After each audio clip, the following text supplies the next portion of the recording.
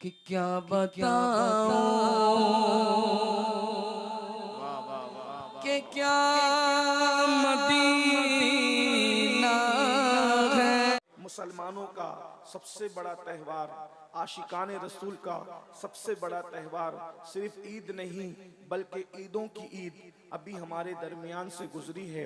हम इसको ईदों की ईद इसलिए कहते हैं कि अगर ये ईद ना होती तो ना ईद उल फित्र होती, ना ईद उल अदहा होती, ना ईद उल जुमा होती, ना ईद उल अरफा होती, कोई ईद ना होती। बल्कि ईद तो अपनी जगह, ना कोई दिन होता, ना कोई रात होती, ना कोई सुबह होती, ना कोई शाम होती, ना किसी से किसी की मुलाकात होती, यहाँ तक कि ना जमीन होते, ना जमीन होती, ना आसमान होते, ना सितारों की अंजुमन होती, ना आसमान का साइबान होता, ना जमीन का बिछौना होता, ना शफक का जमाल होता, ना उफक की सुर्खियां होती, ना कुमरियों की आवाज होती, ना भौरों की गुनगुनाहट होती, ना फूलों की तबस्सुम होती, ना कलियों की मुस्कुराहट होती, ना बलखाती नदियां होती, ना दरियाओं की रवानी होती, ना समुंदरों की तुगयानी होती। जो सब कुछ है सिर्फ इसलिए है कि वो जो न थे तो कुछ न था, वो जो न हो तो कुछ न हो, वो जो न थे तो कुछ न था, वो जो न हो तो कुछ न हो। जान है वो जहान की, जान है तो जहान है। इस दिन हमारे आका तशरीफ लाए और ये ईदों की ईद है। आप अंदाजा फरमाएं, दुनिया के अंदर कोई दिन ऐसा नहीं है जो सबके लिए खुशियों का दिन हो। इसलिए कि अगर कोई दिन किसी के लिए खुशी का है तो वही दिन किसी के लिए गम का है। अल्लाह अकबर, जमाने में कोई भी दिन सबके लिए खुशी का दिन नहीं आता। अल्लाह अकबर, मिसाल के तौर पर अगर आप कहेंगे कि 15 अगस्त सबके लिए खुशी का दिन है तो मैं कहूंगा नहीं, ये हिंदुस्तानियों के लिए तो खुशी का दिन हो सकता है कि हिंदुस्तानियों को आजादी मिली, तो अंग्रेजों के लिए इतने दुख का दिन है कि इतना बड़ा मुल्क उनके हाथ से चला गया। देखा, एक मुल्क के लोग खुशी मना रहे हैं तो दूसरे मुल्क के लोग बेचैन और बेकरार हो रहे हैं, वो गमगीन हो रहे हैं। एक मुल्क के लिए खुशी का, दूसरों के लिए गम का। इसी तरीके से अल्लाह अकबर, किसी का इंतकाल होता है, अगर वली भी दुनिया से जाता है, मुरीदीन रो रहे हैं और फरिश्ते खुशी मना रहे हैं। मुरीदीन इसलिए रो रहे हैं कि अल्लाह अकबर, फर्श से मातम उठे वो तैयब व ताहिर गया और अर्श पर धूमे मचे, अर्श पर धूमे मचे वो मोमिन साले मिला। फर्श से मातम उठे वो तैयब व ताहिर गया। देख रहे हैं फरिश्ते खुश हो रहे हैं और इंसान रो रहे हैं। अल्लाह अकबर, इसी तरीके से आप कयास कर सकते हैं, जो दिन मजदूरों के लिए खुशी का दिन होगा वो दिन मालदारों के लिए गम का दिन होगा। अगर मजदूरों की बात मान करके तनख्वाह बढ़ा दी गई है तो बोलो सेठों का नुकसान होगा कि नहीं होगा? वो खुशी मना रहे हैं, हम कामयाब हो गए, ये गमगीन हो रहे हैं, हमारी जेब कट रही है। इसी तरीके से आप देखते चले जाएं। अल्लाह अकबर, लेकिन कायनात में एक दिन ऐसा भी आता है जो मालदारों के लिए भी खुशी का है और गरीबों के लिए भी खुशी का है। एक दिन ऐसा भी आता है जो जमीन वालों के लिए भी खुशी का है और आसमान वालों के लिए भी खुशी का है। एक दिन ऐसा आता है जो मुसलमानों के लिए भी खुशी का है और गैर मुस्लिमों के लिए भी खुशी का है। अल्लाह अकबर, एक दिन ऐसा आता है जो फर्शियों के लिए भी खुशी का है, अर्शियों के लिए भी खुशी का है। वो दिन कौन सा है? वो दिन सिर्फ और सिर्फ मिलादुन नबी का दिन है, मुस्तफा जाने रहमत की आमद का दिन है। आप कहेंगे वो क्यों? मैंने कहा मुसलमान इसलिए खुश हैं कि उनको ईमान मिला है, लेकिन गैर मुस्लिमों को जीने का सलीका तो मिला है। वरना जब तक के मेरे आका तशरीफ न लाए थे, अल्लाह अकबर, जो गैर मुस्लिम हैं उन्हें न खाने का शऊर था, न पहनने का शऊर था, न ओढ़ने का शऊर था। अल्लाह अकबर, मुझे यहाँ पर एक बात बतानी है आपको, आप उसको महसूस कीजिएगा। अल्लाह अकबर, मिलादुन नबी आए, मिलाद मुस्तफा आई तो सबके लिए बरकत का दिन, सबके लिए रहमत का दिन। इस दिन मजदूरों को हक मिल रहा है। आका फरमाते हैं मजदूर का पसीना सूखने से पहले उसको मजदूरी दे दी जाए, मजदूर का पसीना सूखने से पहले उसको मजदूरी दे दी जाए। ये तो जानवरों के लिए भी खुशी का दिन है। अल्लाह अकबर, पहले लोग जानवरों को खाने के लिए कभी पैर काट देते थे,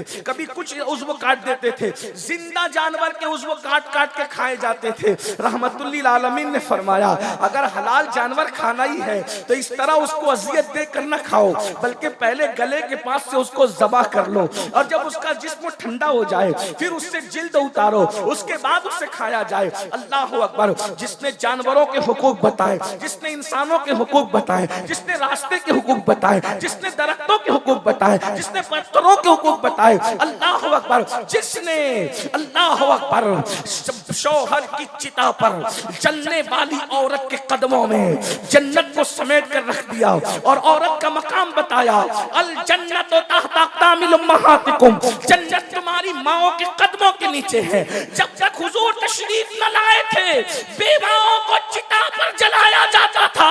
आमिना के लाल एक बेवा खातून की गोद में तशरीफ ला करके दुनिया को बताते हैं, अरे अगर बेवा मनहूस होती तो नबी की माँ बेवा क्यों होती?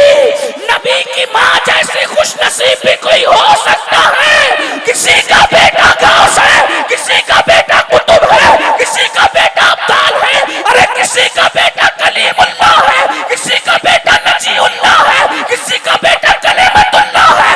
तन्हा आमिना है जिसका बेटा हबीबुल्लाह। क्या कहने, जिंदाबाद जिंदाबाद।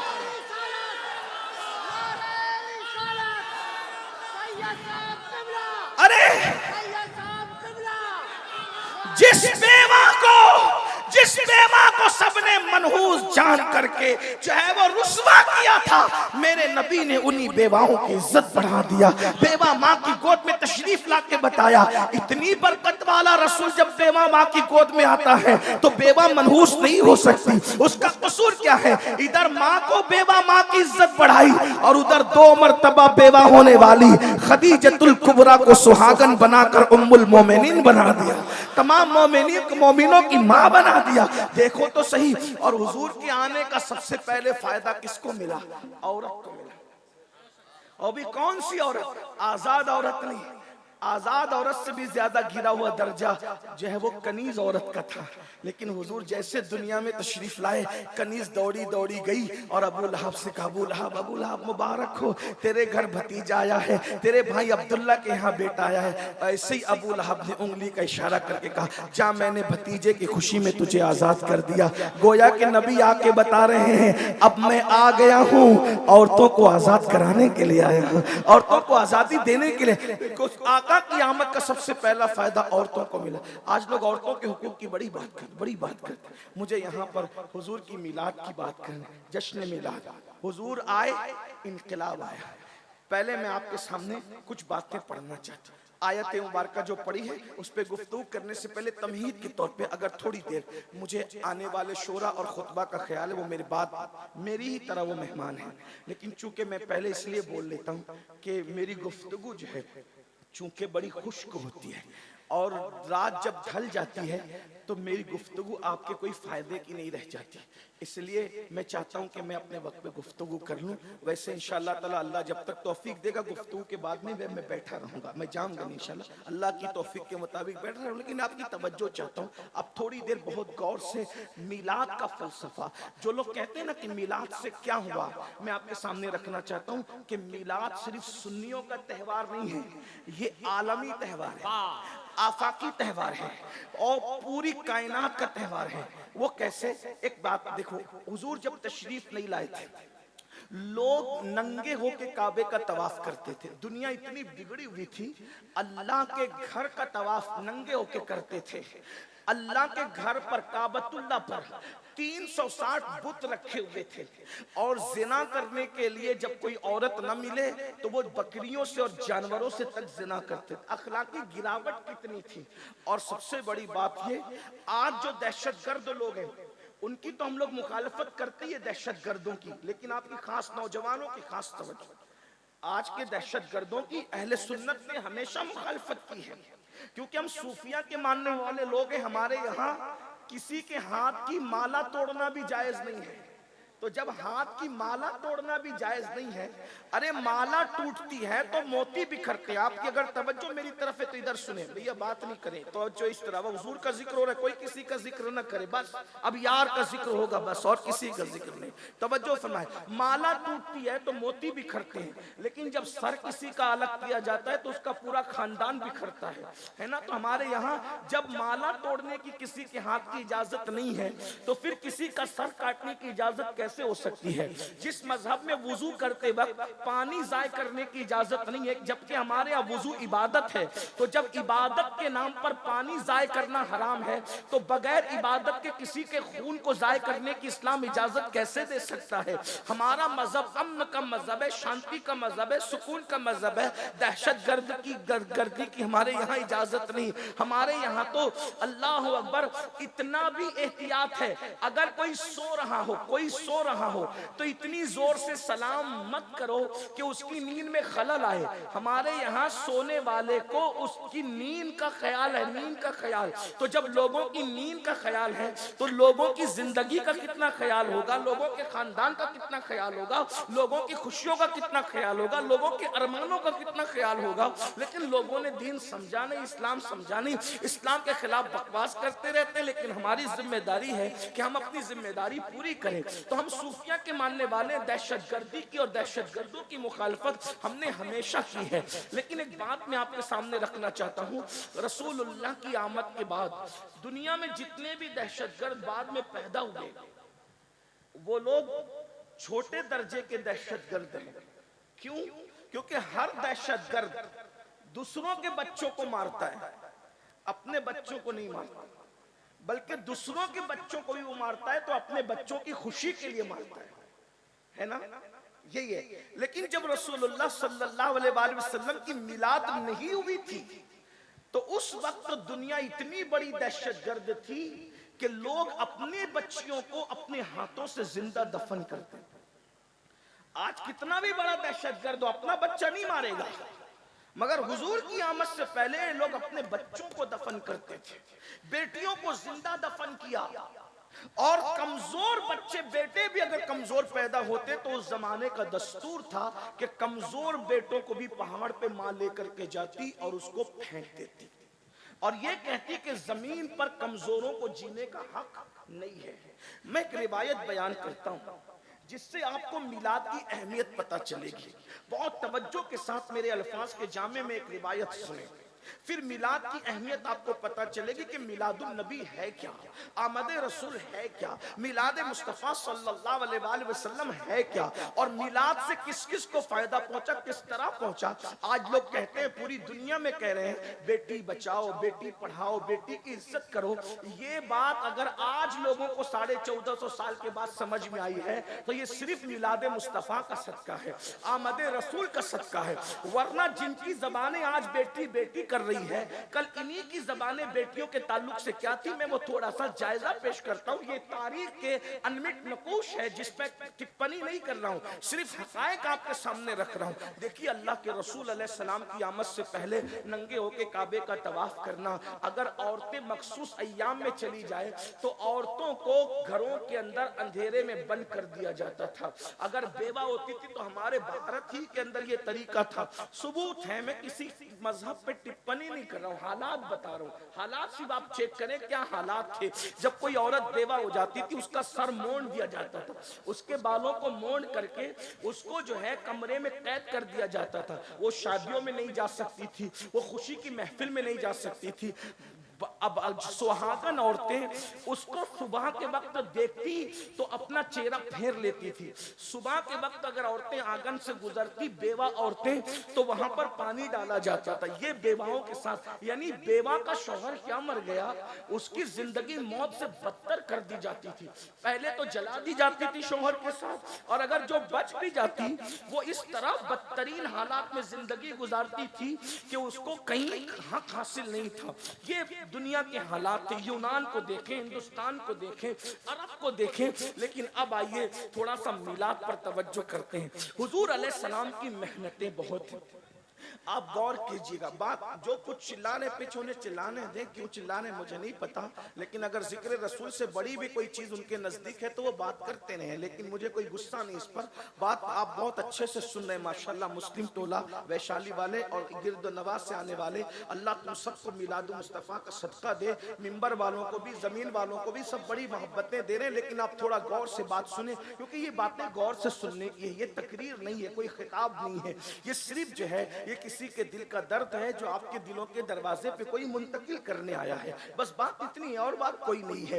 हुजूर अलैहिस्सलाम की आमद से पहले औरत को कुचला जा रहा है, कमजोरों को कुचला जा रहा है, गरीबों को कुचला जा रहा है, काबे की अजमत पामाल की जा रही है, पेशानियां आवारा हो चुकी है, सजदे आवारा हो चुके हैं। एक खुदाए वादहु ला शरीक को छोड़कर गोबर की इबादत हो रही है, चूहों की इबादत हो रही है, बंदर की इबादत हो रही है, दरख्तों की इबादत हो रही है, पत्थरों की इबादत हो रही है, यानी जो इबादत के लायक है उसको छोड़ के सबकी इबादत हो रही है। यानी कि सुन, गौर तो फरमाए, अंदाजा तो फरमाए, गौर तो करें, इंसान कितना बिगड़ चुका था। इंसान का चेहरा इंसान की तरह था, वो दरिंदों से ज्यादा वहशी हो चुका था, जानवरों से बदतर हो चुका था। जो खुदा की हक तलफी करने लगे वो किसका हक अदा करेंगे? अल्लाह अकबर, अल्लाह अकबर। अंदाजा फरमाए हुजूर के आने से पहले के हालात जो मैं वाकया पेश करके आपको समझाना चाहता हूँ, बताना चाहता हूँ, जरा उसको महसूस करें। अगर दूसरे मकातिब फिक्र के भाई आए हैं उनसे भी मेरी गुजारिश है कि जरा मिलाद पर तवज्जो करें। मिलाद किस चीज का नाम है? मिलाद कहते किसे? अगर आपने किसी से सुन करके जो है वो यूं ही बोलना शुरू कर दिया है और यूं ही आप हुजूर अलैहिस्सलाम की मिलाद पर टिप्पणी करते हैं तो थोड़ा सा एक मुताला करें, मिलाद किस चीज का नाम है। दरअसल बात यह कि जब अल्लाह के रसूल तशरीफ लाए तो हुजूर अलैहिस्सलाम की आदत करीमा थी कि आका अलैहिस्सलाम फज्र की नमाज के बाद अपने सहाबा की तरफ रुख करके और किबले की तरफ पीट करके बैठ जाते थे और सहाबा किराम से पूछते थे, आप में से किसी ने कोई ख्वाब तो नहीं देखा? सहाबा अगर ख्वाब देखते तो हुजूर को वो बयान करते, हुजूर अलैहिस्सलाम उस ख्वाब की ताबीर बयान करते। कभी कोई ख्वाब हुजूर देखते तो अल्लाह के रसूल अलैहिस्सलाम अपना ख्वाब बयान करते और उनको ताबीर बताते। इसी तरह कभी कभी ऐसा होता, जमाने जाहिलियत की बातें यानी हुजूर अलैहिस्सलाम की आमद से पहले की बातें निकल जाती तो कभी सहाबा रो पड़ते, कभी मुस्कुरा पड़ते। कभी कभी ऐसा होता कि हुजूर फरमाते, वो जमाने जाहिलियत के फला शायर ने एक शेर कहा था, किसी को याद है तो सुनाओ। उसका शेर क्या था वो सुनाओ। यानी हुजूर की एक महफिल थी जहां रोना भी था, जहां मुस्कुराना भी था, जहां तबस्सुम भी था, जहां तकल्लुम भी था। एक महफिल में सारी अंजुमनें सिमट आती थी।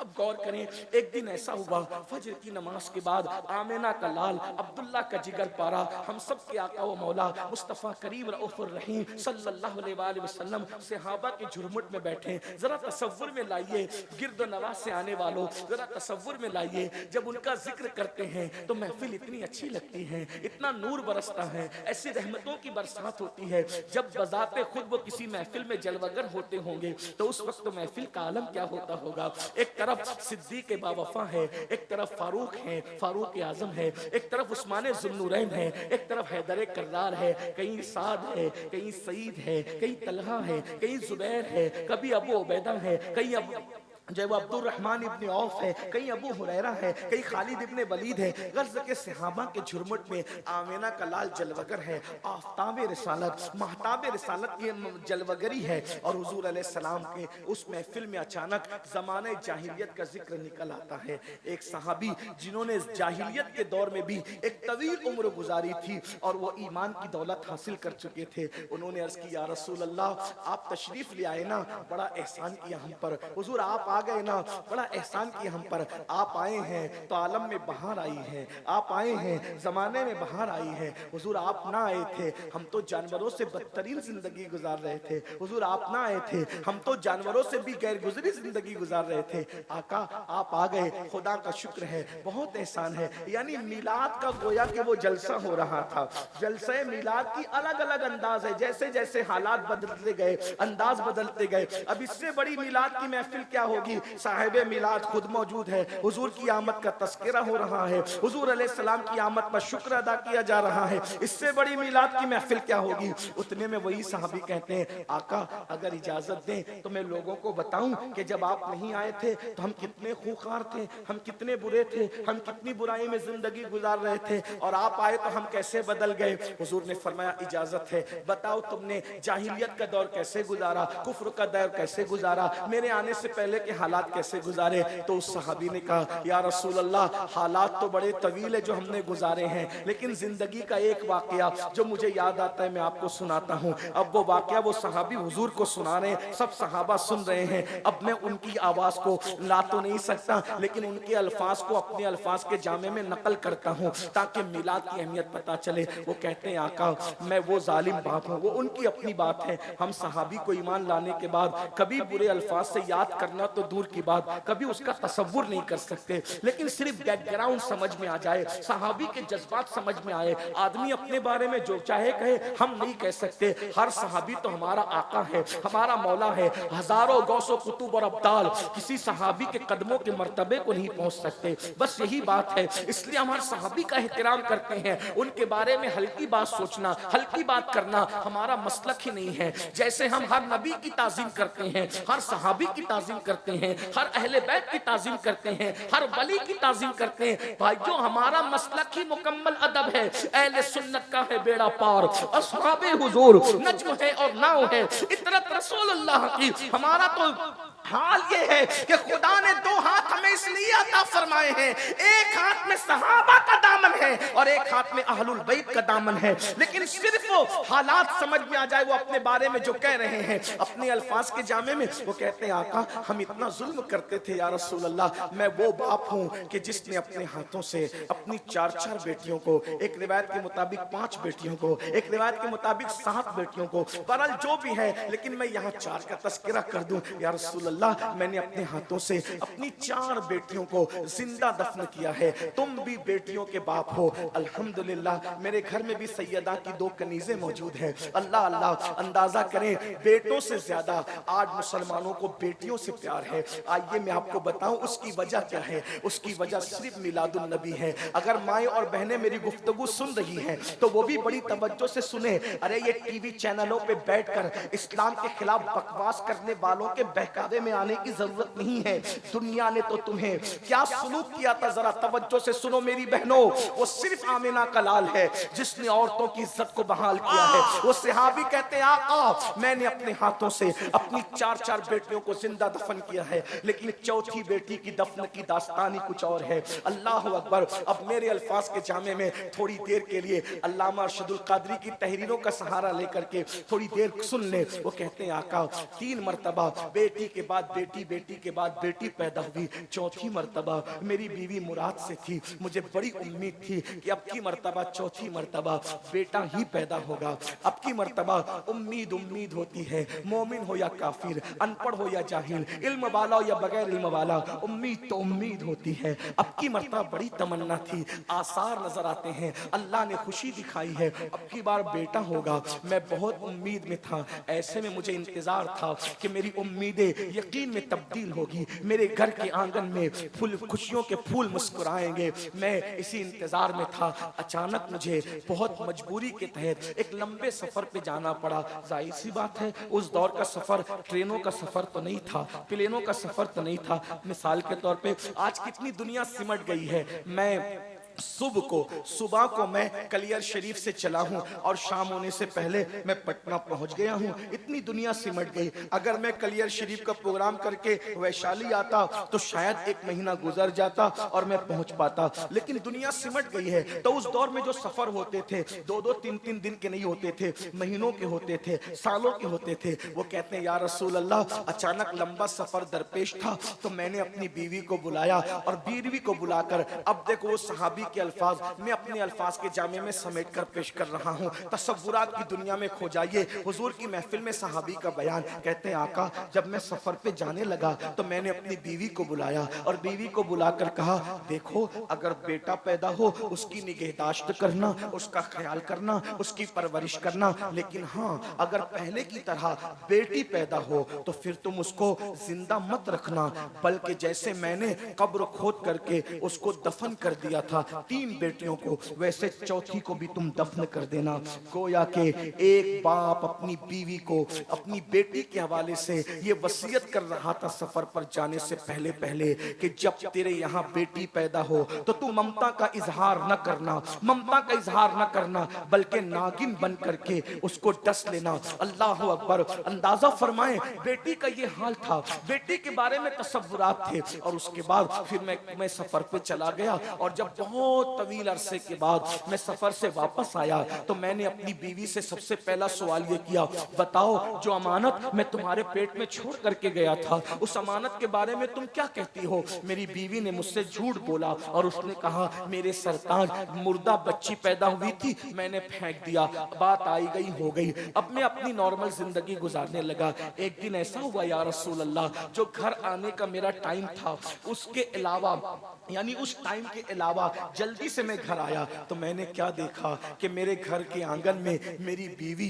एक नन्ही सी 4 साल की बच्ची के साथ खेल रही है। वो बच्ची की शक्ल हूबहू मेरी तरह थी, वो मेरी हमशक्ल थी और मेरी बीवी को वो माँ कह कह के पुकारती थी। मैंने पहली मर्तबा अपने घर के आंगन में कोई बेटी देखी थी, इसलिए कि हमारे यहाँ बेटी का क्या तसव्वुर था, बेटी का मतलब शैतानत, बेटी का मतलब बेबरकती, बेटी का मतलब नहूसत, बेटी का मतलब तबाही, बेटी का मतलब बर्बादी। हम बेटी को ये सब कुछ समझते थे, शैतान का दूसरा रूप हम बेटी को समझते थे, बेबरकती का सबब हम बेटी को समझते थे, नहूसत का सबब हम बेटी को समझते थे। मैंने 4 साल की अपनी हमशबी बेटी को अपने आंगन में देख करके गरजदार आवाज में पूछा, कौन है ये बच्ची? तो मेरी बीवी मेरे कदमों में गिर गई और कदम पकड़कर कहने लगी, मेरे सरताज आप पूछते हैं बच्ची कौन है? दरअसल मैंने आपसे झूठ बोला था, बात यह है ये मेरी और तुम्हारी मोहब्बतों की निशानी है, ये मेरी और तुम्हारे प्यार की निशानी है। 4 बेटियां हो गई है,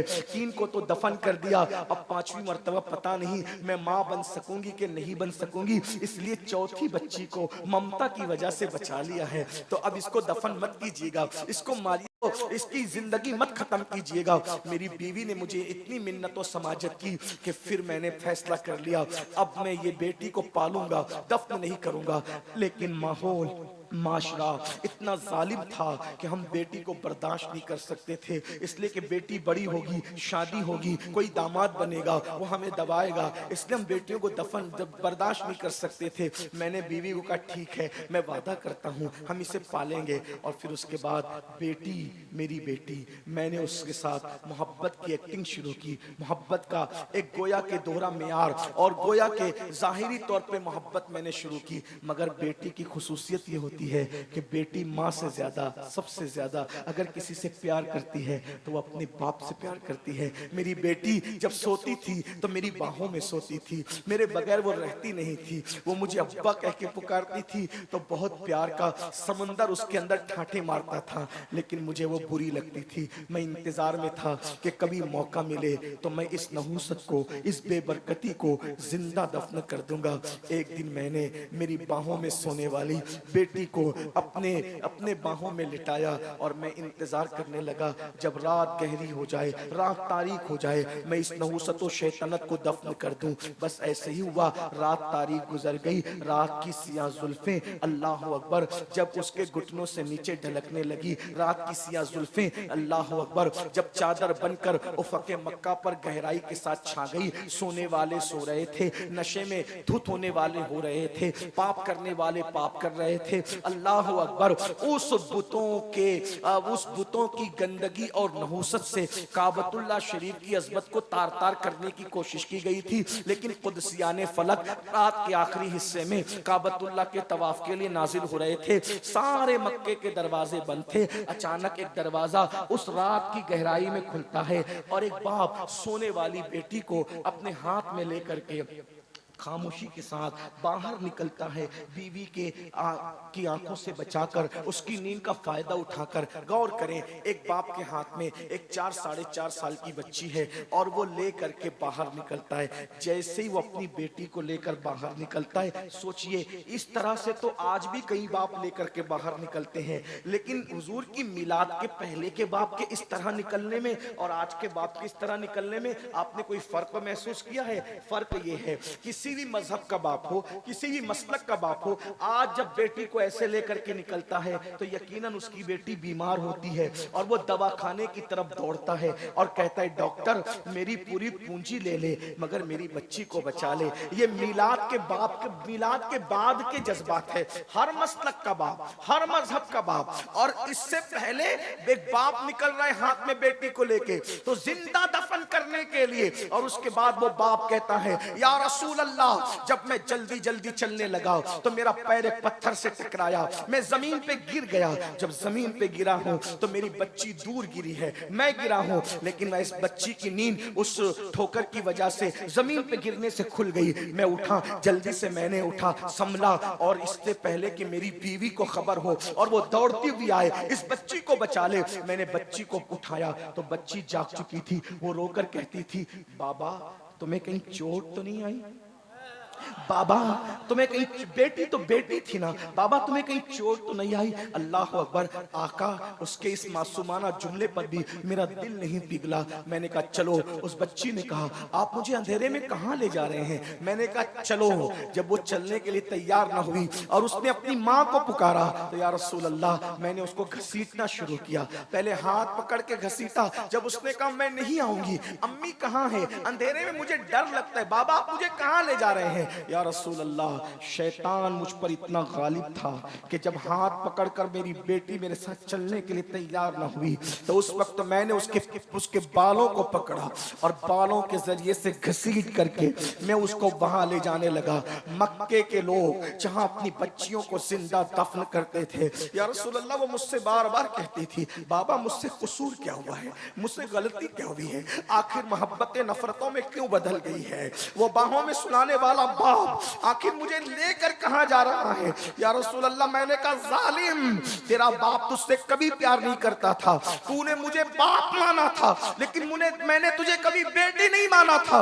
बिलाखिर या रसूल अल्लाह, अल मुख्तसर घसीटते हुए मैं वहां ले गया जहां काबतुल्लाह के सामने आज भी एक कब्रिस्तान है। हज को जाओ, उम्रा को जाओ तो जाओ और जा करके नन्ही नन्ही कब्रों को देखकर अंदाजा करो कि मिलाद के पहले के हालात क्या थे। मिलाद को समझते क्या हो जालिमो? अल्लाह अकबर, अल्लाह अकबर। मैं वहां लेकर के पहुंचा और जल्दी जल्दी से मैं गड़ा खोदने लगा ताकि शैतानत को, नहूसत को, बेबरकती को, बेटी को दफन कर दूं। जैसे मैं कवर खोद रहा था और मेरे कपड़ों पे मिट्टी लग रही थी, मेरी बच्ची रोती जाती थी और कहती थी बाबा आपके कपड़े गंदे हो रहे हैं, और अपने हाथों से मेरे बदन पे लगने वाली मिट्टी को साफ कर रही थी। या रसूल अल्लाह, वो मेरे कपड़ों पर मिट्टी का दाग देखना नहीं चाहती थी लेकिन मैं उसके खून से हमेशा के लिए अपनी रूह को उसके खून के थप्पों से रंगीन करने जा रहा था। बिल आखिर मैंने कब्र खोदी और कब्र खोद करके उस बच्ची ने कहा बाबा आप क्या करेंगे? मैंने उसको उठाया और उस गड्ढे के अंदर फेंक दिया। फेंकने के बाद मैंने चाहा जल्दी जल्दी से जिंदा दफन कर दूं। अल्लाह अकबर। मैं इधर से मिट्टी डालता, वो कहती मुझसे कोई गलती हो तो माफ कर दे बाबा, और गलती बता दे, मैं आज के बाद कोई गलती नहीं करूंगी लेकिन आप मुझे दफन न करें। या रसूल अल्लाह, चूंकि वो बड़ी हो चुकी थी, बच्चियों को जिंदा दफन करना तो आसान था, जो चंद दिन की थी, चंद लम्हे की थी, ये 4 साल के ऊपर की हो चुकी थी, कभी इधर होती कभी उधर होती। मैंने सोचा ये शैतानत को अगर मैं दफन न कर सका तो फिर बहुत मसाइल दरपेश होंगे, तो मैंने सोचा पहले इसको मार डालूं और मार डालने के बाद फिर दफन करूं। आका करीब में एक बड़ा सा पत्थर पड़ा था, मैंने उठाया और उठाने के बाद जोर से उसके सर पे दे मारा। एक चीख निकली और वो चीख हमेशा के लिए उस जंगल के अंदर खामोश हो गई और ममता का गला इस तरह एक बाप ने अपने हाथों से घोट दिया। या रसूल अल्लाह, फिर जल्दी जल्दी मैंने उसको दफन किया और जब दफन करके मैं लौट रहा था तो मैं बहुत खुश था, सीना तान के लौट रहा था। शैतानत दफन कर दी, नहूसत दफन कर दी, बेबरकती दफन कर दी, मगर मगर या रसूल अल्लाह, जब मैं लौट रहा था खुशी खुशी तो मेरे ज़मीर पे एक बोझ था, यूं लगता था जैसे सदाए बाज गश्त के तौर पे अब भी वो जुमले मेरे कानों से टकरा रहे हैं। बाबा मुझसे गलती क्या हो गई, मेरा कसूर तो बताए ना बाबा, मैंने गलती क्या की है। ये मंजर सुन करके हुजूर इतना रोए कि दाढ़ी आंसुओं से तर हो गई। पूरी महफिल में हिचकियों की आवाज आ गई और वो सहाबी भी रोते रोते हिचकियां लेने लगे। जब उन्होंने अपनी दास्तान अलम को खत्म किया, हुजूर अलैहिस्सलाम सर नीचा करके रो रहे थे। हुजूर अलैहिस्सलाम ने आंसू भरे चेहरे को फिर सहाबा के सामने बुलंद किया और फिर उसके बाद मेरे आका ने इरशाद फरमाया, लोगों जब तक मैं नहीं आया था तुमने जो चाहा किया है, अब मैं बेटियों का गमगुसार बनकर, बेटियों का सहारा बनकर, यतीमों की आवाज बनकर, बेवाओं का मददगार बनकर दुनिया में आया हूँ। अब बेटियां दफन नहीं की जाएगी, बेटियों का बाप और मैं मोहम्मद जन्नत में इतने करीब रहेंगे जैसे ये दो उंगलियां करीब। नारे तकबीर, नारे रिसालत, आमदे रसूल कॉन्फ्रेंस। बेटियों का बाप और मैं मोहम्मद, बेटियों का बाप और मैं मोहम्मद जन्नत में इतने करीब रहेंगे जैसे ये दो उंगलियां करीब है। अल्लाह के रसूल अलैहिस्सलाम फरमाते हैं उस पर जन्नत वाजिब हो गई जो बेटी की पैदाइश पर खुशी करता है, अच्छा नाम रखता है, अच्छी तरबियत करता है और अच्छे घराने में उसकी शादी कर देता है। अल्लाह अकबर। फरमाया मैं मोहम्मद बेटियों का बाप बन करके आया हूँ। यहाँ तक कहा गया, अल्लाह अकबर, जब किसी के घर में बेटी पैदा होती है तो फरिश्ते उसके घर में नाजिल होते, फरिश्ते नाजिल होते हैं और चारों तरफ से उसको घेर के कहते हैं, ऐ नन्ही जान से पैदा होने वाली नन्ही जान, जब तक तू इस घर के अंदर मौजूद रहेगी हम भी तेरे साथ साथ इस घर में मौजूद रहेंगे। यानी कि बेटों के बाप को तवज्जो करना, बेटों का बाप होना ऐब की बात नहीं। अल्लाह बेटों का बाप भी सबको बना, उससे नस्ल चलती है, लेकिन बेटों के बाप को बरकत के तावीज की जरूरत पड़ सकती है। बेटी होना वो फजीलत है कि जब तक बेटी घर में है तब तक रहमत के फरिश्ते घर में रहते हैं। ये बेटी है। अल्लाह अकबर। अंदाजा फरमाए। अब आपसे पूछता हूं, वो मसलक के लोग जो मिलाद के मुनकिर हैं, मैं कोई गाली नहीं दे रहा हूं लेकिन जरा गौर करो मौलवी साहब, आप मिलाद के मुनकिर हो, अगर आप बेटी को सीने से लगा के माथा चूम रहे हो तो ये आपके दारुल की मेहनत है या मिलादुन नबी का इनकलाब है? क्या है? अगर दूसरे किसी मजहब का इंसान, अगर किसी दूसरे मजहब का इंसान अपनी बेटी को अपने सीने से लगा करके, लोग कहते हैं कि हम मर्द के लिए क्या कहते हैं, ही कहते हैं, और औरत के लिए क्या कहते हैं, शी कहते हैं। इसका मतलब स्पेलिंग बढ़ गई ना, तो मतलब हम औरतों को बड़ा हुआ मानते। मैंने कहा हाँ, आपने तो जिंदा दफन किया था। ये ही और शी में अगर आप एक लफ्ज बढ़ाकर औरत की इज्जत का इजहार करते हैं तो ये सिर्फ आमिना के लाल की आमद का सदका है, मिलादुन नबी का सदका है। आज जो बेटियां पूरी दुनिया में जाकर तहकीक कर लो, मशरिक से लेकर मगरिब तक, अगर आज बेटी जल नहीं रही है, अगर आज बेटी दफन नहीं हो रही है, अगर आज बेटी की जिल्लत नहीं है, अगर आज बेटियां इज्जत पा रही है, उसका एक ही सबब है, मिलाद मुस्तफ़ा सल्लल्लाहु अलैहि वसल्लम। मिलाद मुस्तफ़ा सल्लल्लाहु, ये मिलाद की महफिल है, ये मिलाद की बरकत है। बेटियों को इज्जत मिली, मिलाद की बरकत है। बेवाओं को इज्जत मिली, मिलाद की बरकत है। यतीमों को इज्जत मिली। मेरे आका अलैहिस्सलाम के प्यारे दीवानों, हुजूर क्यों तशरीफ लाए? हुजूर के आने से पहले हालात ये थे, हुजूर पैगंबर इनकलाब बनकर आए। हमारे नबी पैगंबर इनकलाब, बात खत्म कर रहा हूं समेटते, पैगंबर इनकलाब है हमारे आका। वो कैसे? हुजूर के आने से पहले बेटियां दफन होती, तवज्जो करना, मैं अब समेटने लगा हूं। बेटी, हुजूर के आने से पहले बेटियां दफन होती थी, हुजूर के आने के बाद बेटियों से प्यार हो रहा है, ये इनकलाब। अब कितनी मुद्दत में? सिर्फ 23 साल की मुद्दत, सिर्फ 23 साल की मुद्दत। हुजूर के आने से पहले बेटियां दफन हो रही है। 23 साल की कलील मुद्दत में हुजूर ने इतनी मेहनत की लोगों पर कि वो लोग जो अपने हाथों से अपनी बेटी को दफन करते थे, जब एक जंग के मौके पर यतीम बच्चियां मस्जिद नबवी में लाई गई कि ये यतीम बच्चियां हैं, तो उस वक्त सहाबा ये कहते थे मुझे 4 चाहिए, मुझे 5 चाहिए, मुझे 6 चाहिए। ये मंजर देख करके लोग रो रहे थे। कहां अपने हाथों से बेटियां दफन करते थे और हुजूर की सोहबत का असर क्या है। अब दूसरों की यतीम बच्चियों को परवरिश करने के लिए एक दूसरे से झगड़ा करने के लिए तैयार है। और आका ने बेटी और यतीम की शान क्या बयान की पता है। एक रास्ते से हुजूर तशरीफ ले जा रहे थे, क्या देखा कि वहां से नूर निकल रहे, घर से नूर निकल रहे, नूर निकल रहे। सहाबे किराम को वो नजर दे दी थी हुजूर ने कि नूर निकलता हुआ देख लेते थे। अर्ज की या रसूल अल्लाह, इस घर से नूर निकल रहा है। आका फरमाते जाके तहकीक कर लो, इस घर में 2 ही काम हो रहे होंगे, या तो किसी यतीम की परवरिश हो रही होगी, या तो आज इसके घर में बेटी पैदा हुई होगी।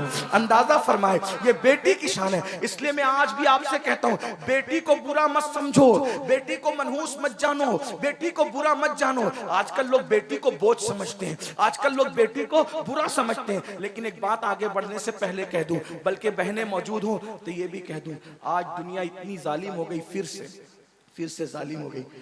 हुजूर की आमद से पहले लोग बेटी को जिंदा दफन करते थे, मगर इतना तो हक देते थे कि वो पैदा हो जाए।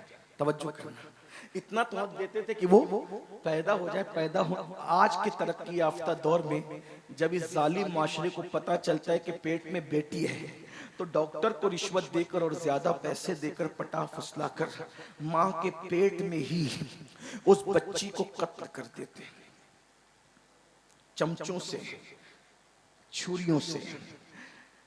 मक्के के काफिर बेटी को कम से कम कब्र में तो दफन करते थे, लेकिन आज के जालिम टुकड़े टुकड़े करके गट्टरों में बहा देते हैं। अपनी औलाद को पेट से गिराने वालों, औलाद के कातिलों, सुन लो, अल्लाह के रसूल ने फरमाया तुम पर जन्नत की खुशबू भी हराम है।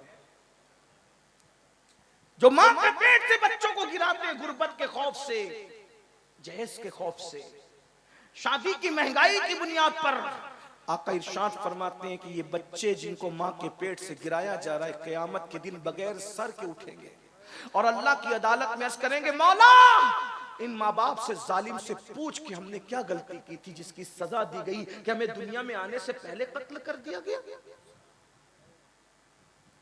बच्चे चंद वजूहात की बुनियाद पे कत्ल हो रहे हैं। नंबर 1, या तो बेटियां इसलिए कत्ल हो रही है कि शादी कैसे करेंगे, वजह तुम हो, मिलाद मनाने वालों तुम हो, क्योंकि तुमने शादियों को इतना महंगा कर दिया है कि आज उन शादियों की बुनियाद पे बच्चियां कत्ल हो रही हैं। उनके कत्ल के जिम्मेदार तुम हो।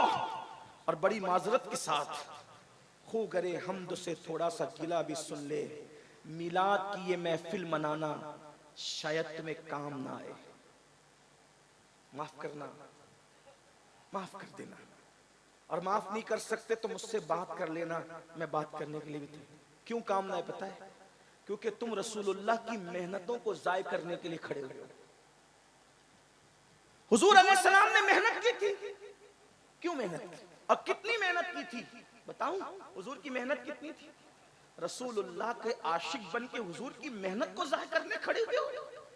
तो ऐसे आशिकों पर हुजूर की मेहनत का अंदाजा नहीं। अरे बाप कलकत्ता जाके, दिल्ली जाके, सऊदी जाकर अगर माल कमा करके लाता है तो एक बेटा कहता है मेरे बाप का माथे का पसीना पैर तक आया है, तब कहीं जाकर के ये गुलशन सजा है। तुझे बाप के पसीने का इतना ख्याल है, रसूलुल्लाह के खून का तुझे ख्याल नहीं? अरे तेरा गुलशन बाप के पसीने पर सजा है, लेकिन ये दीन का गुलशन, रसूलुल्लाह का खून, माथे का खून नालैन में आया था, नालैन में आया, तब ये गुलशन सजा है। तुम्हें एहसास नहीं? उम्मुल मोमिनीन सैयदा आयशा सिद्दीका ने पूछा था, या रसूल अल्लाह सल्लल्लाहु अलैहि वसल्लम, आपकी जिंदगी का सबसे मुश्किल दिन कौन सा है? थोड़ा महसूस कर ले, महसूस कर ले। मिलाद मनाने वालों, तुम बेटियों के कातिल हो, तुम बेटियों के कातिल हो, तुम सब कातिल हो। आज तुम शादी के नाम पर 2-2, 3-3 लाख का मुतालबा करते हो। तुम्हारी दीनदारियां कहां जाती है? इस्लाही माशरा का जलसा तुम रखते हो, इस्लाही माशरा के जलसे में तुम आते हो, अपने घर की शादी के मौके पे तुम्हारे इस्लाही माशरा के जज्बात कहां जाते हो? बताओ। दाढ़ियां रखते हो, उम्रे करते हो, हज करते हो और ये जुल्म कर रहे हो। आज तुम्हें ये दर्द है, मुकर्रिर आता है तो उसके कान में फूंकते हो। मुसलमानों की बच्चियां गैरों के साथ भाग रही, जिम्मेदार कौन है? तुम हो। जब तुम गरीबों की बच्चियों के साथ शादियां नहीं करते, तुमने इतना महंगा कर रखा है। बिहार, बंगाल, यूपी में लड़के वाले जुल्म कर रहे हैं, कश्मीर में लड़की वाले जुल्म कर रहे हैं, पूरा मुल्क जल रहा है। कोई है ऐसा जो ये सोच सके कि मेरे नबी ने बेटी की आबरू बचाने के लिए मेहनत कितनी की थी? उस मेहनत को 2-3 जुमलों में सुन लें, दिल पे नक्श कर लें। उम्मुल मोमिनीन सैयदा आयशा पाक ने पूछा, आका आपकी जिंदगी का सबसे मुश्किल तरीन दिन कौन सा है? फिर खुद ही कहने लगी, चूंकि हुजूर से बहुत करीब थी और हुजूर की बारगाह में जिसको कहते हैं ना कि किसी का इतना फ्री हो जाना कि इंसान मुंह लग जाता है। हुजूर बहुत प्यार करते थे उनसे, उनके बिस्तर पे कुरान नाज़िल होता था, वो जो चाहती थी सवाल कर लेती थी। तो कहती थी सबसे मुश्किल दिन आपकी जिंदगी का कौन सा था? फिर खुद ही स्टेटमेंट दे दिया, ओहद का दिन मुश्किल था ना आपके लिए, जिस दिन आपके दंदान शहीद हो गए थे, घोड़े से आपको जमीन पे डाल दिया गया था, घुटने फट गए थे, पूरा जिस्म लहू लहान था। हुजूर खुद नहीं चलते थे, सहाबा उठा करके पहाड़ पे ले गए थे, पूरे जिस्म से लहू रस रहा था। आपके जिंदगी का सबसे मुश्किल दिन ओहद का दिन था ना आका?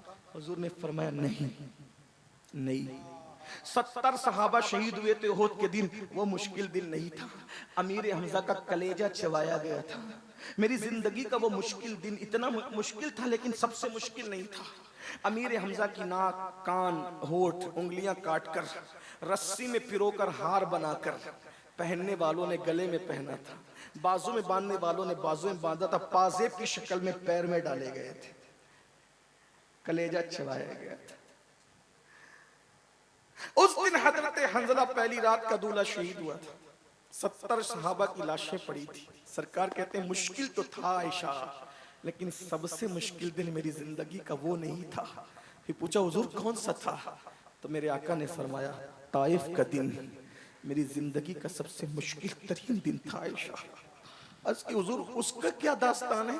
फरमाया आयशा जब मक्के वालों ने मेरी बात नहीं सुनी तो मैं ताइफ गया, 15 दिन, 1 महीना या 40 दिन तक, 3 रिवायतें मिलती है, मैं वहां रहा। मैंने वहां के लोगों को समझाया, उन्होंने नहीं माना, बल्कि उन्होंने गालियां दी, पीठ के पीछे छोकरे लगा दिए। वो चिल्लाते थे पागल पागल पागल, और आगे 2 कतार लगा करके खड़े थे, उनके हाथों में पत्थर थे। मैं जैसे ही गुजरता तो मुझ पे पत्थर बरसा। आज हम लोग जब तकरीर करने जाते हैं, नात पढ़ने जाते हैं, दीन की खिदमत करने जाते हैं, तो ये एहसास तड़पाता है, गुलामों के लिए फूल बरस रहे, बल्कि गुलाम भी नहीं, डायरेक्ट गुलाम दर गुलाम दर गुलाम दर गुलाम, बल्कि उनके दर के सगाने बेहुनर इन पे फूल बरस रहे, नजराने दिए जा रहे, अच्छे से अच्छा खाना खिलाया जा रहा है। और उसके बाद जब निकलते तो हाथ जोड़ के मेजबान कहता है हजरत कोई गलती हो तो माफ कर देना। ये हम लोगों के लिए है, जबकि हम दीन की खिदमत नहीं कर पा रहे, लेकिन अपने रसूल के लिए क्या हुआ? मुसलमानों, मेरी कौम के जवानों, क्या हुआ? आका फरमाते 2 कतार लगा करके वो खड़े थे और मुझ पे पत्थर मार रहे थे। पत्थर सर से लेकर के पैर तक मारते थे, लेकिन खास तौर पे आयशा, वो मेरी पिंडलियों पे पत्थर मारते थे। नालैन खून से भर गई थी, नालैन खून से भर, मुझसे खड़ा नहीं रह जाता था, मैं बैठ जाता था। आयशा जब मैं बैठ जाता था तो वो दोनों तरफ से मेरे बाजू पकड़ के उठा के खड़ा करते थे और खड़े करके फिर मुझे मारते थे। ये हुजूर की मेहनत थी। आज हुजूर की मेहनतों पर किसको एहसास? बाप की मेहनतों का एहसास फज्र की नमाज में बेसुध सो करके मस्जिदों को वीरान करने वालों, क्या समझते हो कि सिर्फ झंडे और कुमकुमे और ये जलसे तुम्हें कयामत के दिन बख्शवा लेंगे हुजूर की मेहनतों का एहसास किए बगैर? यकीनन ये बख्शिश का जरिया है, मुझे इनकार नहीं है। मैं फिक्र रजा का अल्हम्दुलिल्लाह गुलाम हूं, मेरे इमाम के अफकार हमारे लिए मशाले राह है। लेकिन सुन्नियों, मीलाद के जलसे में आने वालों, जरा सोचो, जब तुम फजर की नमाज में सोते पड़े रहते होंगे तो हुजूर का ये जो जिस्म जख्मी किया गया था, हुजूर के दिल पे क्या गुजरती होगी। हाँ हाँ, रात के 3-3 बजे तक जब तुम जिना की फिल्में देखते हो, आशिकाने रसूल, जलसों में कहते हो नबी के नाम पे जान कुर्बान करेंगे, और नरम गद्दों पे लेट करके जब तुम गंदी फिल्म देखते हो तो रसूलुल्लाह के दिल पे क्या गुजर। इसी दिन के लिए मैंने ताइफ में पत्थर खाए थे। औरतों के साथ नाजायज ताल्लुकात कायम करते हैं आजकल के लड़के और लड़कियां, औरतों को पाप की नजर से देखते। आप मुर्दा रसूल का कलमा नहीं पढ़ते, आप उस रसूल का कलमा पढ़ते हैं कि आपका लम्हा लम्हा हमारे रसूल देख रहे हैं, अल्लाह के इज़्न और अता से देख रहे हैं, वो हमारी जानों से ज्यादा करीब है। बताओ, जब कोई मेहनत करता है, ये सिर्फ जलसा मेहनत से सजा, अगर इस जलसे को खराब करेंगे ना तो जलसा बनाने वाले, जो जलसा जिन्होंने मुनक्किद किया, इमाम साहब हो या इनकी कमेटी हो, अमीनुल कादरी भी अगर जलसा खराब करेगा अच्छा नहीं लगेगा, बोलेंगे दूसरी बार इसको मत बुलाना, सैयद होगा अपने घर का, हमारा जलसा खराब कर गया। मैं पूछता हूं, जो तुम्हारे 1 महीने की मेहनत पर चंदे के पैसे के सजाए हुए जलसे को बर्बाद करे, तुम्हारा दिल इतना टूटता है, ना सैयद देखते हो, ना आलिम देखते हो, ना खतीब देखते हो, उससे तुम नाराज हो जाते हो जिस रसूल ने 23 साल मेहनत की है। रसूलुल्लाह की मेहनत अगर हम महसूस न करें, कौन महसूस? हुजूर का खून पेशानी का नालैन में आया, जब हुजूर को पत्थर मारे जाते थे, पट्टी बांधने के लिए जख्मों पे कपड़ा भी नहीं था, उम्मुल मोमिनीन सैयदा खदीजा अपना दुपट्टा फाड़ करके सर पे और जख्मों पे बांधती। हुजूर अलैहिस्सलाम के घर में खाना पकता था तो मक्के के गुंडे गंदगी और गलाजत जो पाखाना करते हैं, गंदगी गलाजत उठाकर लाते थे, हुजूर की हांडी में डाल देते थे। गौर कीजिए, चलते थे तो कांटे बिछाए जाते थे, कांटे। ये हुजूर की 2 बेटियों को तलाक दिया गया इसलिए कि हुजूर दीन का काम न करें। 3 साल तक के घाटी में पूरे खानदान को कैद कर दिया गया। रसूलुल्लाह के घर के बच्चों ने दरख्त की पत्तियां चबाई, चमड़े जला करके पीस करके उसका शरबत बना करके पिया। ये मेहनत है। अब बताओ, जब तुम्हारी वजह से शादियां महंगी होगी, कार मांगोगे, जहेज मांगोगे और बेटियां गैरों के साथ भागेगी, शादियां महंगी होगी या पेट के बच्चे कत्ल किए जाएंगे, और जब मैदान महशर में तुम रसूलुल्लाह की बारगाह में हाजिर होंगे, मिलाद मनाकर या जो भी दावे करके, हुजूर चेहरा फेर ले, हुजूर चेहरा फेर ले, बताओ क्या होगा? आज रसूलुल्लाह की मेहनत का एहसास नहीं है तुम्हें? कोई शराब पी रहा है, कोई नशा कर रहा है, अरे शराब की बोतल हाथ में आने से पहले तुझे महसूस होना चाहिए कि ये दीन मेरे घर तक कितनी मेहनतों से पहुंचा। ऐसे मुनाफिक सिफत दीनदार मत बनो, जबान पे जलसों में दीन और अंदर दुनिया। जब तुम बेटे का रिश्ता तय करने जाते हो तो मौलाना क्या कहते हैं? मौलाना मेरी बीवी नहीं मान रही है, वो जहेज का मुतालबा कर रही है। इतने फरमाबरदार हो बीवी के, हर दिन तुम चलाते हो बीवी को और शादी के मौके पे तुम्हें बीवियां नजर आती, बहाने बहाने सब मांग रहे हैं। और अगर मेरी ये गुस्ताखी माफ हो तो मैं हिंदुस्तान की जमीन पे ये जरूर कह रहा हूं कि सिर्फ दुनियादार लोग नहीं, दीनदार तबका भी इस लानत में मुलव्विस है। क्या जवाब दोगी अल्लाह को? क्या जवाब दोगी?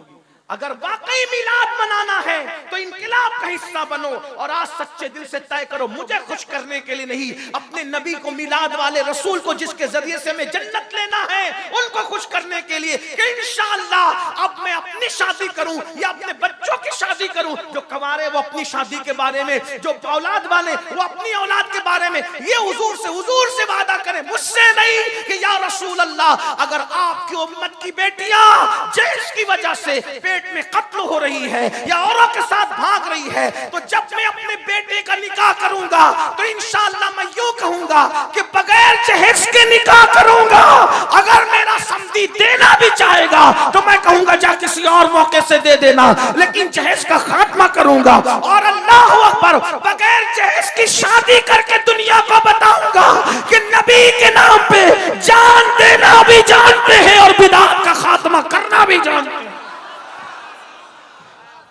अगर ये हो गया इनकलाब आएगा, तब्दीली आएगी। याद रखना, इस दीन को हमारे घर तक पहुंचाने के लिए अल्लाह के रसूल की बहुत मेहनतें हैं। उस मेहनत का एहसास करो। आज हम सिर्फ जबान से मिलाद मनाते हैं, झंडे लगाते हैं, लेकिन हुजूर की मेहनत का हमें एहसास। भाइयों, एक दिन में 3 बार कपड़े बदलते हो, अच्छा है बदलो, 4 बार बदलो। हमारी कादरी, हम तो कादरी सूफी लोग हैं, हमारे कादरियत बहुत तसव्वुफ में बहुत इंजॉय वाली है। हमारे गौस पाक कहते हैं अच्छा खाओ, अच्छा पहनो, अच्छे काम करो। हमारे गौस तो इतना महंगा पहनते थे कि बादशाह को भी पहनो, 4 बार पहनो। लेकिन इतना जरूर कहता हूँ, 4 बार कपड़े बदलने के बाद ये मत भूलो कि इसी दीन के लिए सहाबा जो उहद में शहीद हुए थे उनको कफन भी नसीब नहीं हुआ था। बगैर कफन के दफन होने वाले सहाबा की कुर्बानी भी याद कर। कितनी औरतों का सुहाग उजड़ा है ना, तब हमारे घर पे इस्लाम पहुंचा। कितने बच्चे यतीम हुए तब हमारे घर पे इस्लाम पहुंचा। कितनी जाने गई तब हमारे घर पे इस्लाम पहुंचा। अब बताओ, हमने अपने बच्चे को डॉक्टर बनाना चाहा, इंजीनियर बनाना चाहा, टीचर बनाना चाहा, सब बनाया। बनाओ, बिल्कुल बनाओ। क्या आपने अपने बच्चे को मुसलमान भी बनाया? बताओ। ट्यूशन के लिए जगाते हो, स्कूल जाने के लिए सुबह 5 बजे जगाते हो, कभी अपने बच्चों को नमाज के लिए भी जगाया? बहुत माजरत के साथ, जो रसूल कहे कि नमाज मेरी आंखों की ठंडक है, नमाज पढ़ते हो? नहीं। जलसे में आए 3 घंटा बैठेंगे, 5 घंटा बैठेंगे, कितने लोग इशा पढ़ के? हाथ मत उठाना, जलील करना मकसद नहीं। हुजूर की उम्मती हो, हमसे बेहतर हुआ, आपकी हुर्मत को काबे से अफजल करार दिया गया है। लेकिन इतना पूछता हूँ, इशा कितने पढ़ के आए और जाके फजर कितने पढ़ेंगे? बहुत माजरत के साथ अर्ज करूं, जो जलसा करते हैं ना, वो भी इल्ला माशाल्लाह नमाज नहीं पढ़ते। ये मगरिब भी छोड़ते हैं, असर भी छोड़ते हैं, शब भी छोड़ते हैं। करोड़ों जलसे एक पल्ले में रखा जाए और एक सजदा फर्ज एक पल्ले में रखा जाए, करोड़ों जलसे उस सजदे का बदल नहीं हो सकते। आप क्या सोच रहे हो नमाज छोड़ दूंगा मिलाद के जरिए बख्श दिया जाऊं? भाइयों, हमारे यहाँ मिलाद फर्ज नहीं है, उलमा मौजूद हैं, नफिल है, मुस्तहब है, ज्यादा से ज्यादा हुजूर से मोहब्बत का इजहार है। मैं मना नहीं कर रहा हूँ, अल्हम्दुलिल्लाह मिलाद पर मेरी तकरीरें मौजूद है। हम कहते हैं जो मिलाद मनाने से मना करते हैं उनके दिल सिया हो गए, हम उनसे मुकाबला कर रहे हैं। लेकिन आपसे कहता हूँ, मिलाद मनाओगे नफिल मुस्तहब करके और फजर छोड़ दोगे, नमाजें छोड़ दोगे, फिर सोचोगे हुजूर बख्शवा लेंगे। देखो, हुजूर तो किसी को भी बख्शवा सकते हैं, उनकी शान है। एक मैं क्या, मेरे इसियां की हकीकत कितनी, मुझसे 100 लाख को काफी है इशारा तेरा। लेकिन ये भी सुन लो, वो जिसको चाहे बख्शवा सकते हैं, वो मुख्तार कुल है, नबी मुख्तार कुल है, जिसको जो चाहे अता कर दे। ये मेरा अकीदा है। अगर वो चाहे तो करोड़ों को इशारों में बख्श दिया जाए, मगर उन्होंने ही फरमाया, जिसने जानबूझकर नमाज छोड़ दी, कयामत के दिन उसके साथ मेरा कोई वादा नहीं है, मैं मोहम्मद उससे बेजार हूं, वो मेरे जिम्मे से बाहर हो गया है। कहां गई नमाज? नमाज कहां गई? जिस दिन मिलाद का जुलूस निकालते उस दिन भी फजर नहीं पढ़ते। हुजूर के दिल पे क्या गुजरती, अल्लाह के रसूल के दिल पे क्या गुजरती होगी?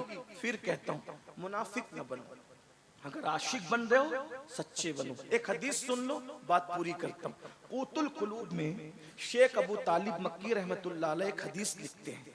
मैं कहूंगा तो मुजरिम होगा, लोग मुझसे नाराज भी होते हैं क्योंकि मैं ऐसी बात करता हूँ। कुछ लोग तो ये कहते हैं कि पता नहीं ये सुन्नी है भी कि नहीं है। मैंने कहा, अगर कुरान हदीस बयान करना मशकूक करता है, आप जो चाहे टाइटल दे दे। अल्हम्दुलिल्लाह मैं 41 पुश्तों का पुश्तैनी सुन्नी हूँ, कन्वर्टेड सुन्नी नहीं हूं। हाँ, अल्हम्दुलिल्लाह 41 पुश्तों का सुन्नी हूं, और जिसमें सैयदा फातिमा और मौलाए कायनात हमारे शजरे में नसब के एतबार से सबसे ऊपर हैं। अल्हम्दुलिल्लाह, अल्हम्दुलिल्लाह। लेकिन एक बात आपसे कहूं, हकीकत अगर मेरी बात वाकई सुन्नियत से टकराती है तो आप मेरी इस्लाह करें, मुझसे बात करें। और अगर मैं वाकई सुन्नियत की बात कर रहा हूं, सैयदी आला हजरत फतावा रज़विया शरीफ में मसलक नकल करते हुए लिखते हैं कि मौला अली ने बेनमाजी पे कुफ्र का फतवा दिया, सैयदना फारूक आजम ने बेनमाजी पे कुफ्र का फतवा दिया। आपसे पूछता हूँ कि आपके नजदीक मौलाए कायनात और सैयदना फारूक आजम का फतवा इसी तरह नजरअंदाज करने के काबिल है। अगरचे हम हनफी होने के एतबार से हमारे आला हज़रत ने बताया हमें और हमारे इमाम ने बताया कि हम बेनमाजी को डायरेक्ट काफिर नहीं कहते, फासिक कहते हैं। हमारा अकीदा ये नहीं है, इसलिए कि जो हदीसों में आया है उसकी तावील हमारे इमाम आजम ने की है। लेकिन एक बात आपसे कहता हूँ, मौलाए कायनात ने फतवा दिया बेनमाजी काफिर, फारूक आजम, अगर अल्लाह न करे, अल्लाह न करे, 1000 बार न करे, अगर आपसे पूछता हूँ इमाम आजम के कौल की बजाय मौलाए कायनात के कौल पर कयामत के दिन फैसला हुआ तो कहां जाओगे? कहां जाओगे? मैं अफजल व तफजील की भी बात नहीं कर रहा हूँ, इमाम आजम बहरहाल गुलाम है, लेकिन आप बताएं तो सही, मन तरक सलाता मुताम्मिदन फकद कफर का लफ्जी तर्जुमा किया जाए तो क्या तर्जुमा कर? ये मुताम्मिदन फकद, ये फकद कहा जा रहा है? फकद ये तो अहनाफ की कुशादा कल्बी है कि फकद का लफ्जी तर्जुमा नहीं करते, बल्कि उसका जो है वो उर्फी और इस्तिलाही तर्जुमा करके उसकी मानवीयत को बयान कर देते हैं। लेकिन अगर ये फकद का तर्जुमा हो जाए ना तो फिर तुम्हारी आंखें खुल। आप क्या समझते हो? हम कादरी हैं, हम चिश्ती, नक्शबंदी, सरवर्दी, रज़वी, बरकाती, वारसी है, मदारी। मैंने कहा भैया सब बनो, सब सर आंखों पर, पहले मुसलमान तो बन जाओ। जो मुसलमान रसूलुल्लाह बनाने के लिए आए थे, सहाबा कहते हैं हम रसूलुल्लाह के दौर में मोमिन और काफिर में फर्क करते थे। किस वजह से? हदीस न हो, मैं गुलामी लिखने के लिए तैयार हूं, मैं गुलामी लिखने के लिए तैयार हूं, मेरी जिम्मेदारी है। सहाबा कहते हैं मोमिन और काफिर में फर्क करते थे। किस बुनियाद पर? सिर्फ नमाज की बुनियाद पर। जो नमाज पढ़ता था हम उसको मोमिन समझते थे, जो नमाज नहीं पढ़ता था हम उसको काफिर समझते। ये रसूलुल्लाह के दौर का ये पहचान थी, ये पहचान थी रसूलुल्लाह के दौर में मोमिन। बताओ बताओ, सहाबा के नजदीक अपना ईमान साबित नहीं कर सकते, गौसे पाक के नजदीक अपना ईमान साबित नहीं, जाओगे कहां? डर नहीं लगता? जो माल और जो दौलत कब्र में नहीं लेकर के जाओगे, उसके लिए 12-12, 14-14 घंटे मेहनत करते हो, और जो नमाज कब्र के अंदर साथ जाएगी उसके लिए 10 मिनट नहीं निकाल सकते। सिर्फ 10 मिनट का टाइम लगता है एक वक्त की नमाज के। मैं कहता हूं जन्नत के लिए ना पढ़ो, कम से कम सच्चे सुन्नी बनने के लिए तो नमाज पढ़ लो। नमाज में हुजूर अलैहिस्सलाम की आंखों की ठंडक है, ठंडक। और याद रखना, आका फरमा रहे कि क़यामत के दिन उसके साथ मेरा कोई वादा नहीं है, मैं उससे बेजार हूं। और याद रखना, हम सुन्नियों का अकीदा है, सुन्नियों, जब तक रसूलुल्लाह के हाथ नहीं उठेंगे जन्नत किसी को नहीं मिलेगी। तुम और मैं तो दूर की बात, आलिम मौलाना मुफ्ती साहबा दूर की बात, खलीलुल्लाह को भी उस दिन रसूलुल्लाह की हाजत हो है। खलीलुल्लाह को हाजत रसूलुल्लाह की। जब तक हुजूर की बारगाह में अल्लाह अकबर निगाहे करम ना होगी, किसी की बिगड़ी ना बनेगी। अब सोचो, नमाज छोड़ने वालों 10 मिनट का टाइम लगता है, मिलाद मनाने वालों मनाओ, धूम से मनाओ मिलाद, हश्र तक डालेंगे हम पैदाइश मौला की धूम, मिस्ल फारस नजद के किले गिराते जाएंगे, खाक हो जाएं अदू जलकर, मगर हम तो रजा, दम में जब तक दम है जिक्र उनका सुनाते जाएंगे। मिलाद मनाई जाती रहेगी, लेकिन गौर से सुनना। हुजूर के पास गए, या रसूल अल्लाह नजरे करम कर दे, जन्नत दे दे। और हुजूर ने नजरे फेर, चेहरा फेर लिया। जालिम, तू जिना की फिल्में तो देखता था, लेकिन 10 मिनट तुझे नमाज के लिए नहीं था। माल कमाने के लिए कलकत्ता, दिल्ली और सऊदी तक गया, लेकिन घर का बिस्तरा छोड़ के मोहल्ले की मस्जिद तक नमाज के लिए, मेरी आंखों की ठंडक के लिए न जा सका। बोलो, ये दुनिया है, बेवफा है।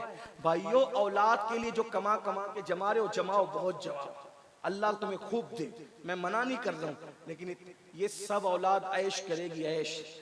जीते जी बच्चे 24 घंटे में खैरियत का फोन नहीं करते माँ बाप को, ये मरने के बाद मगफिरत की दुआ करेंगे ये मसरूफ बच्चे हैं?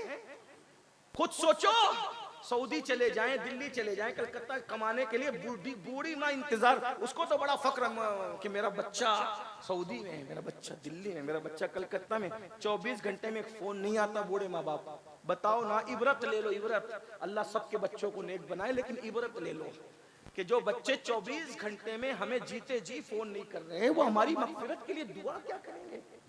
जो कुछ करना अपने लिए कर लो, यही से कर लो, अपने हाथों से कर लो। ला तंसा नसीबक मिनद दुनिया, दुनिया से अपने नसीब का मत भूलो, सिवाय कफन के कुछ नहीं ले जाओगे।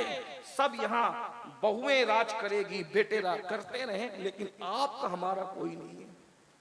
कब्र में कीड़े चलेंगे, इन मोटे मोटे नरम नरम खूबसूरत जिस्मों में कीड़े चलेंगे। बहुत घमंड है ना अपने नसब पर, अपने जिस्म पर, अपनी दौलत, कीड़े चलेंगे। मैं कोई बद्दुआ के तौर पे नहीं कह रहा हूं, हकीकत है। ऐसे कीड़े की हड्डियां भी चाट जाएंगे कीड़े, क्योंकि हुजूर से वफा नहीं, नमाज नहीं पढ़ी, हुजूर की बात नहीं मानी, सिर्फ जबान से दावे करते रहे।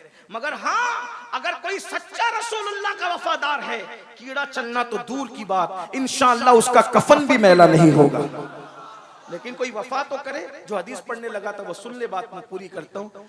क़ुतुल क़ुलूब में शेख अबू तालिब मक्की रहमतुल्लाह अलैह हदीस लाए कि अल्लाह के रसूल अलैहि सलाम का इरशाद है, मेरे आका फरमाते हैं, जो मुझसे इश्क का दावा करे, हम सब आशिक लोग हैं ना, इश्क का दावा, आका फरमाते हैं जो मुझसे इश्क का दावा करे और पूरी रात सोता रहे, मैं मोहम्मद ऐलान करता हूं कि वो झूठा है, झूठा।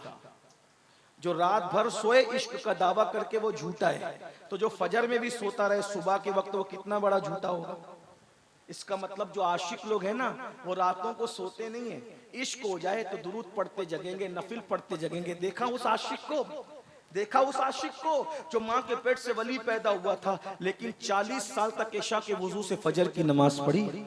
गौस पाक को जानते हो कि नहीं जानते? उन्हें क्या जरूरत थी, माँ के पेट से वली पैदा हुए थे। लेकिन इश्क जितना ज्यादा होता है, आदमी इबादत उतनी ही ज्यादा करने लगता है। हम कैसे आशिक है कि 3-3 दिन तक पाक भी नहीं रहते, खड़े होकर पेशाब करते हैं। हम कैसे आशिक है कि हफ्ते हफ्ते भर मस्जिद जाने की तौफीक भी नहीं होती। एक जुमला कह दूं, बुरा ना मानो तो, जो इश्क तुम्हें घर से निकाल के मस्जिद तक नहीं ले जाता, इतना कमजोर है तुम्हारा इश्क। तो जो इश्क इतना कमजोर हो, जो घर से मस्जिद तक न ले जा सके, वो इश्क तुम्हें कभी जन्नत तक नहीं ले जा सकता। इश्क तो वो है जिसने हंजला को पहली रात की दुल्हन छुड़वाकर ओहद के मैदान तक लाया था। इश्क तो वो है जिसने इमाम हुसैन को मदीने का आराम छुड़वाकर करबला तक लाया था। इश्क तो वो है जिसने हमजा को इतना हौसला दिया था कि कलेजा चबवा कर भी मुस्कुरा रहे थे। इश्क ये है, ये इश्क वाले मजे ले रहे होंगे, और हम जैसे जो सिर्फ दावा कर रहे हैं, दावे में रह जाएंगे। दुआ करो अल्लाह में सच्चा आशिक बनाए। अहद करो, बोलो करते हो अहद? आज से नमाज छूटेगी, बोलो आज से नमाज छूटेगी नहीं। कितने लोग अल्लाह के रसूल को गवाह बनाने के लिए हाथ उठाकर वादा करते हैं इंशाअल्लाह 5 वक्त की पढ़ेंगे। हुजूर के नाम पे बताओ कितने हाथ उठाते? हाँ माशाअल्लाह, उठा के रखे, हुजूर गवाह हो जाए। जरा हम भी तो देखें, हम देखे ना देखे, लेकिन मदीने की सरकार देख रहे हैं, उठाएं। बोलो वादा करते हो? ए अल्लाह, वादा करना तेरे महबूब के नाम पे इनका काम है, इस वादे की लाज रखना तेरे करम पर है। अल्लाह सबको नमाज। दूसरा थोड़ा मुश्किल वादा, कितने वो गैर शादीशुदा लड़के हैं जो वादा करते हैं कि बगैर जहेज के शादी करूंगा। हाय हाय, हाँ सुभान, उठा के रखें। ये इनके, ये मिलाद इनकलाब का नाम है। लेकिन बोलो अब्बा के कहने पर तो फिर मजबूर नहीं हो जाओगे। माँ बाप की वही बात मानना जो शरीयत के मुताबिक हो, और जो शरीयत के खिलाफ हो हाथ जोड़ के कहना कि आप कह रहे हैं ले, नबी कह रहे मत ले, मैं बाप की नहीं इस वक्त रसूल पाक की मानूंगा। उनसे लड़ना भी मत, उनको झिड़कना भी मत, मगर कदम पकड़ के कह देना कि आज आपकी नहीं, आज हुजूर की मानेंगे, क्योंकि हुजूर हुजूर है। अरे जब बाप छोड़ के कयामत में भागेगा तो उस वक्त आमिना कलाल कहेगा ना रहा, इधर आ, इधर आ, इधर आ, इधर आ। मेरे इमाम कहते हैं माँ जब इकलौते को छोड़े आ आ कह के बुलाते ये हैं, बाप जहाँ बेटे से भागे लुत्फ वहाँ फरमाते ये हैं, बंदे को मरकत में थपक कर मीठी नींद सुलाते ये हैं। ठंडा ठंडा पीना मीठा मीठा, ठंडा ठंडा मीठा मीठा पीते हमें पिलाते ये हैं। कसरे दना तक किसकी रसाई जाते ये हैं, आते ये जाते ये हैं, आते ये। कह दो रजा से खुश हो, खुश रहे, मुज्दा रजा का सुनाते ये हैं। अभी जवानों ने हाथ उठाए, जरा उठाए तो एक बार। हाय, भूलेंगे तो नहीं। जो गैर शादीशुदा मिंबर पर है, जरा उनकी भी जिम्मेदारी है। उनमें से कौन वादा करता है, जरा उठाए हाथ। मिंबर वाले भी हुजूर की उम्मत से अलग नहीं है, थोड़ा गुस्ताखी माफ कर दे। सब शादी, कुछ है गैर शादीशुदा। अच्छा, अब शादीशुदा लोगों का इम्तिहान है। अपने बच्चों की, पोतों की जब शादी करेंगे तो कितने ऐसे लोग हैं जो हुजूर की उम्मत की बेटियों की आबरू बचाने के लिए बगैर जहेज के शादी करेंगे। अच्छा, उठा के रखें, यही बात है। अल्लाह सबको सलामत रखे, खुश रखे, आबाद रखे, मिलाद का जश्न होता रहे। निसार तेरी चहल पहल पर हजारों ईद रबीउल अव्वल सिवाय इबलीस के जहां में सभी तो खुशियां मना रहे हैं। अल्लाह हम सबको तौफीक दे। गुफ्तगू के दरमियान अगर कोई गलती हो तो अल्लाह ताला माफ कर दे। अस्तगफिरुल्लाह रब्बी मिन कुल्लि ज़ंबि व अतूबु इलैह। एक गुजारिश, जाना नहीं, अगर हाजत है तो अलग बात है, लेकिन अगर हाजत नहीं है तो जाना नहीं, क्योंकि अभी आपके सामने हमारे अजीज शायर इस्लाम दिलबर शाही साहब और भी हमजा साहब पे ही नहीं, और भी जो शोरा हैं उनको सुने फिर जाएं। मुझे भी जब तक तौफीक होगी मैं बैठा रहूंगा, आप भी बैठे रहें। अगर हाजत है तो हाजत से फारिग उनकी अलग बात है। चले आज नाजिम साहब की जिम्मेदारी दिलबर भाई के लिए मैं पूरी करता हूँ। दिलबर भाई को नारा लगाएं आशिक रसूल के, नारे तकबीर, नारे रिसालत, मद्दाहान रसूल। एक बात बताऊं, मैं नबी की नात पढ़ने वालों से बहुत प्यार करता हूं। उसकी वजह बताऊं, जब हुजूर की बारगाह में हस्सान नात पढ़ते थे ना, तो हुजूर खुद जमीन पे बैठते थे और हस्सान को मिंबर पे खड़ा करते। हाँ, लेकिन बस मैं इतना चाहता हूं कि मेरे जो नात खां लोग हैं ना, वो नात पढ़ने के लिए जब जलसे में आए ना, तो नजराना तय किए बगैर आया करें, तो ये अच्छी बात होगी। हालांकि मुझे उम्मीद है कि ये जिनके बारे में मैं जिक्र कर रहा हूँ ये ऐसे लोग नहीं है, ये ऐसे लोग, मेरा हुस्न ज़न है, ऐसे लोग नहीं है इंशाल्लाह। लेकिन आपसे भी कहता हूँ, आप इनको इतना दे दिया करें कि इनको मांगने की जरूरत न पड़े, और ये लोग बगैर मांगे आया करें। इसलिए कि मैं कहता हूँ, और हुजूर का जिक्र करे, कोई हमें दे न दे यार, हमारा कोई देगा क्या देगा, चंदे के पैसे से किसकी औकात क्या है। हमारा नबी मालिक के कुल है, एक नजर उठा देंगे तो देने वाला बना देंगे, नस्लों को नवाज देंगे। आता है फकीरों पे उन्हें प्यार कुछ ऐसा, खुद भीख दे और खुद कहे मंगता का भला हो, और क्यों अपनी गली में वो रवादार सदा हो, जो भीख लिए राहे गदा देख रहा हो। मुझसे लोग फोन करके पूछते हैं तारीख लेते वक्त, हजरत फीस क्या होगी, नजराना क्या होगा, कितना तय करेंगे। मैंने कहा लोगों को बुरा लगता है, मुझे माफ करें, मैं माफी इसलिए बार बार मांगता रहता हूँ कि दिल न टूटे, लेकिन हक बोलना भी जरूरी है। मैं कहता हूँ नचनियों की रातें तय होती है, आशिकों की रातें तय नहीं हुआ करती। अरे कौन देता है, देने को मुंह चाहिए, देने वाला है सच्चा हमारा। दिलबर साहब को सुन ले, मैं भी सुनता हूं। सलाम अलैकुम।